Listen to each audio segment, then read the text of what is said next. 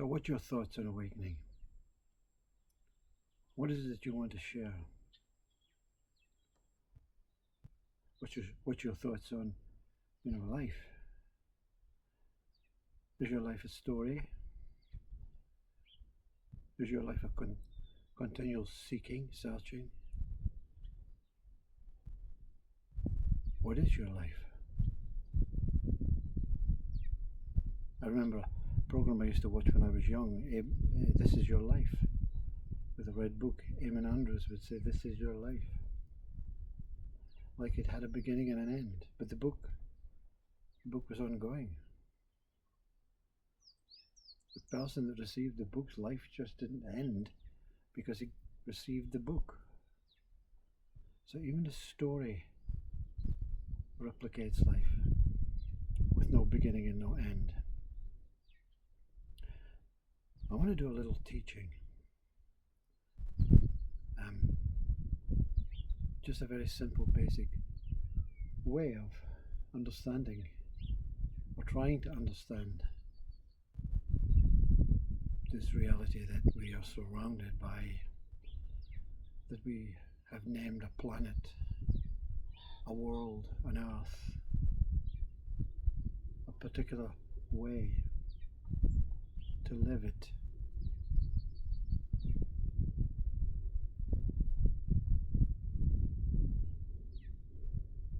When I awoke in front of that mirror, my life was awful. Not what I had. The people around me were the ones that were keeping this boat afloat. The Titanic was sinking, but the ocean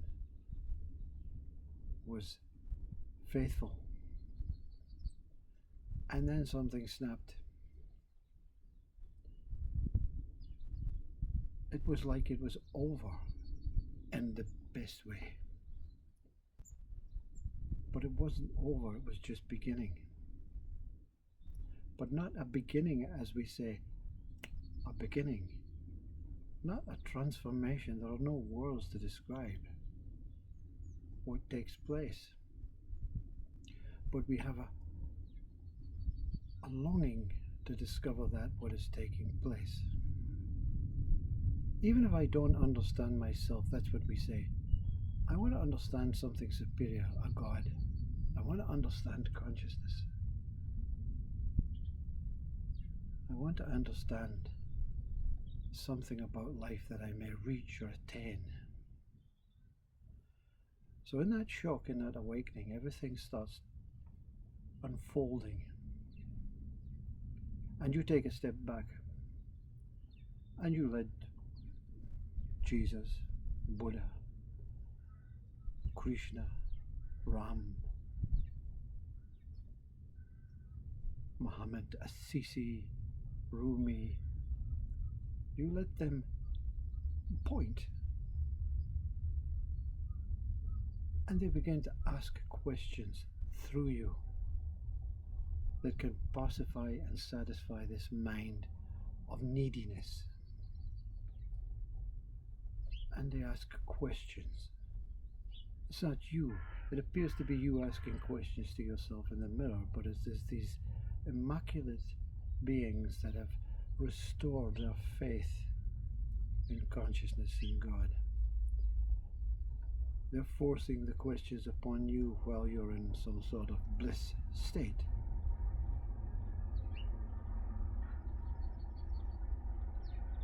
And the bliss state, it kind of supersedes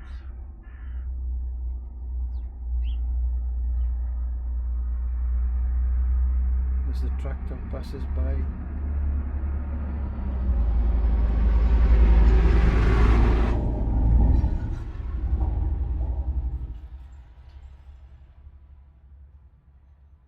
On his seeking, on his journey. Anyway, these saints, you'll find yourself asking questions that are not relevant to the standard questions, to the normal questions, to the ego questions about this human I am a human and I must go forward. These questions take the human backwards. And there's an understanding that the question is the answer. Not the questioner, but the question. The ability to question, the ability to understand that life is ongoing, that life is immortal, that the questions will never be fully answered. These particular questions, the questions in humanity, we answer easily. We can Google, we can research, we can inquire, we can, through our conditioned, our programmed, our memory system, our brain, we understand how to get answers to questions in human life. But the questions that are asking through you to help your mind make this settled journey real or unquestionable. So to teach and say, ask questions about who you are without the experience of awakening can really complicate your mind, can really antagonize your mind. You have to awaken to life before anything is known about that what appears to be beyond life that you're not apart from. So I find it somehow uncomfortable to watch a guru in a satsang hall ask questions that are irrelevant to that one that is still human based, still person based. So the teaching is there is no teaching. There's only the teaching when you awaken. You're maybe already awakened. But to say you are religious is to say, this one, am experiencing religion, that one. There's a separation. To say, I am religion, is to understand that you're everything. You may be focusing on religion as religion. But when you say, I am here, there's no identification with religion, with science, with geography, with history, with relationships, with associations. You're simply here. I am here. This is all I know. Find here-ness. And don't move from here-ness. Is that a question? An answer? An order? A pointing?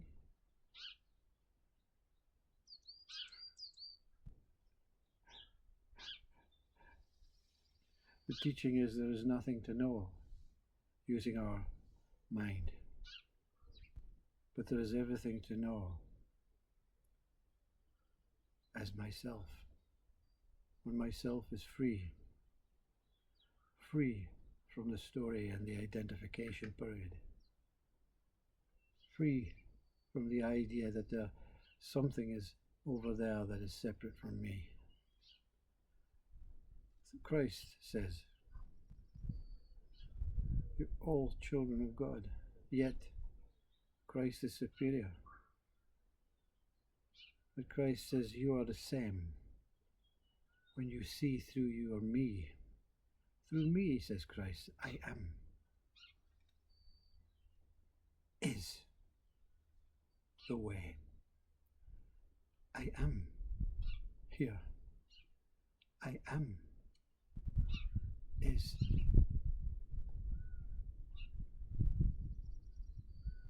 The way is I. There's no other way. There's no journeying from the mind, no questions, no answers, no teachings, no pointings.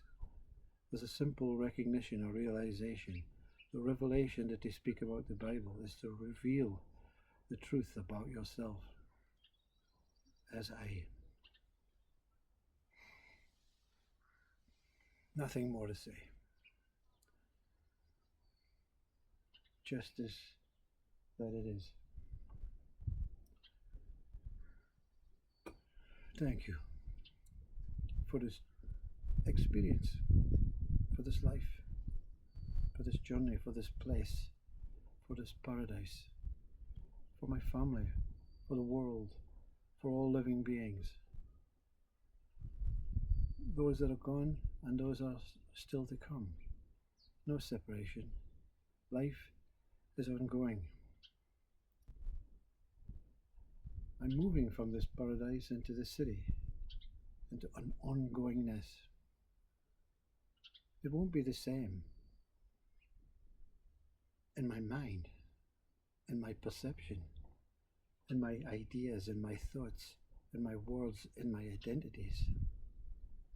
But there's no one going anywhere.